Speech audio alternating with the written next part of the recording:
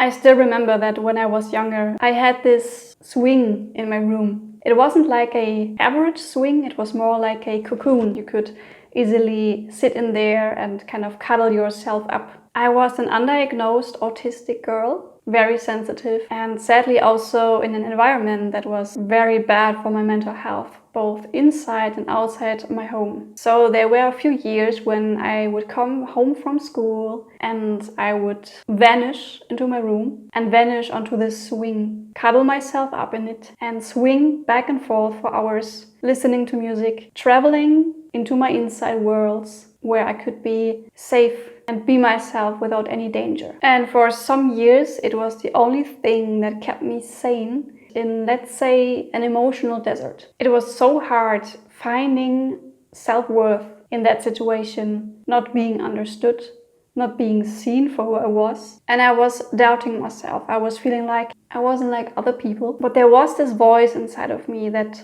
for some reason wasn't touched by all of the negative feedback. And it said, I can't be alone in this. There have to be others just like me, right?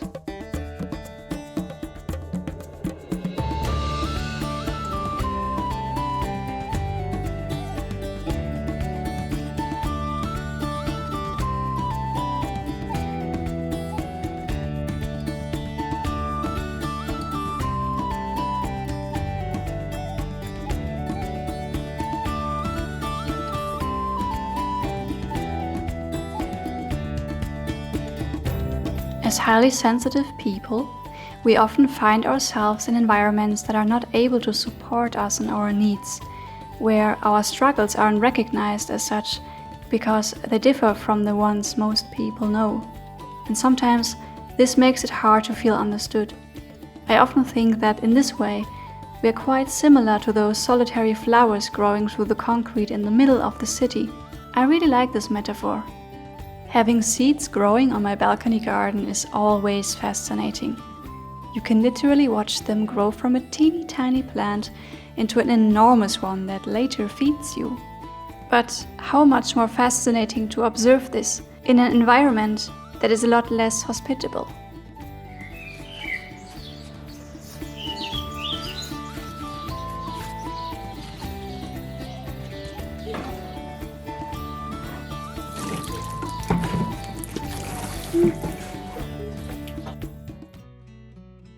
I see it this way.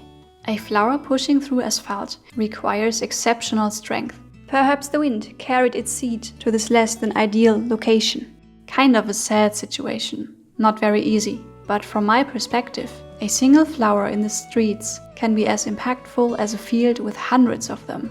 Because not only does this solitary flower provide a habitat for bees and butterflies where otherwise there would be none, it may also serve as an important reminder and inspiration for us humans. The flower might be alone and may long for other floral companions, but still, it serves an essential purpose. Without it, in this place, there would only be concrete, kind of like an ambassador of nature in places which are in desperate need of flowers. Many of us sensitive individuals can relate to this flower metaphor. Our circumstances might not be perfect. There could be a lack of elements essential for us to thrive and bloom. We might feel lonely, burned out or depressed. Our environment might be a lot like the concrete the flower grows in, a habitat that hinders rather than aids your growth, making flourishing and blooming a difficult task.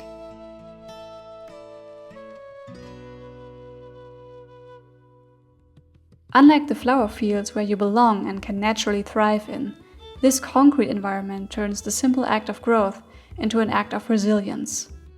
There is so much bravery in keeping your true self alive, especially when your environment is not suitable for your nature. Too often, we experience discouragement from the outside so much that we start to question whether we are even lovable the way we are. I like to think that sensitive people are much more valuable to humanity than we think. The world we live in often expects us to harden and suppress our genuine selves to function better, regardless of whether it's healthy for us or not.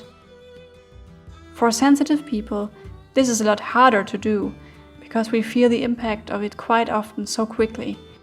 I feel that we can be a reminder of humanness in a world that overall is not very kind to human nature. In this world, it may be seen as a weakness, when truthfully, we sensitive people are just less adapted to a world that is essentially demanding us to push being human into the background. So, is that really a weakness?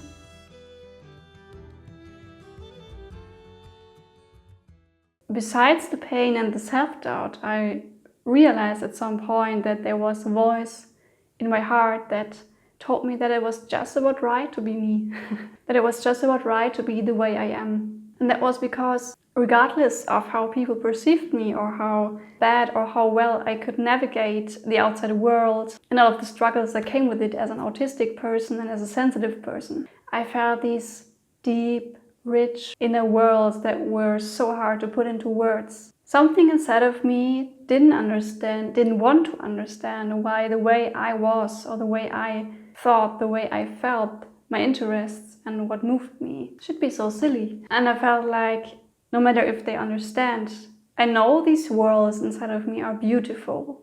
I stay true to myself, and because of that, I came to places and came to people that did understand me, that did get me, and I started to realize we are really and truly not alone in this. Sensitive people are all over the world, and most of them feel like aliens, feel like they're kind of in the wrong story, but I don't think we are. I think there must be a purpose for sensitive people to exist. And I personally think it's a beautiful one. By the way, if you do not want to miss more highly sensitive, autistic and thoughtful thoughts, then you can subscribe this channel. And if you are searching for other like-minded people, you can leave a comment. There are so many awesome, also highly sensitive, neurodivergent and very friendly people here on this channel. Leave a comment if you would like to exchange thoughts with others. If you would like to buy an art print, you can always go to my shop. The link is in the description.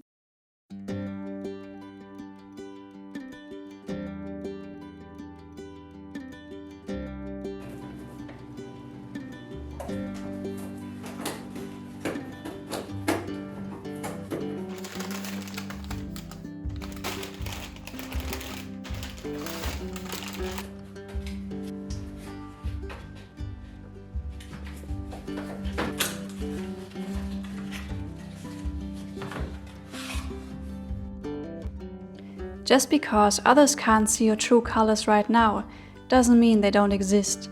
It doesn't mean that there is something wrong with you or that your presence on this planet has no use or purpose.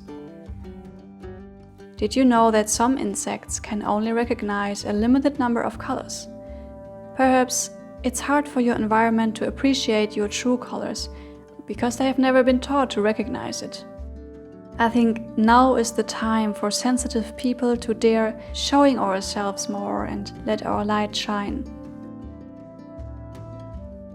We are allowed to give ourselves permission to occupy space again.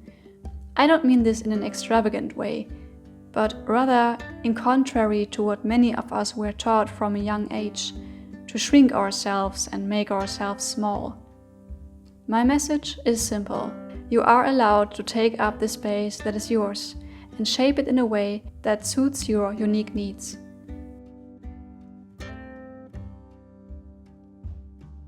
And remember, you are here, breathing, growing, maybe even blossoming among concrete buildings and sometimes concrete hearts. Hug yourself kindly. You are doing so great. And simply by being here, you are inspiring other seeds to bloom. And before you know it, what once was a lonely, grey concrete street will burst with color. By being you, you transform what was an unlivable place into a habitat where sensitive people can thrive.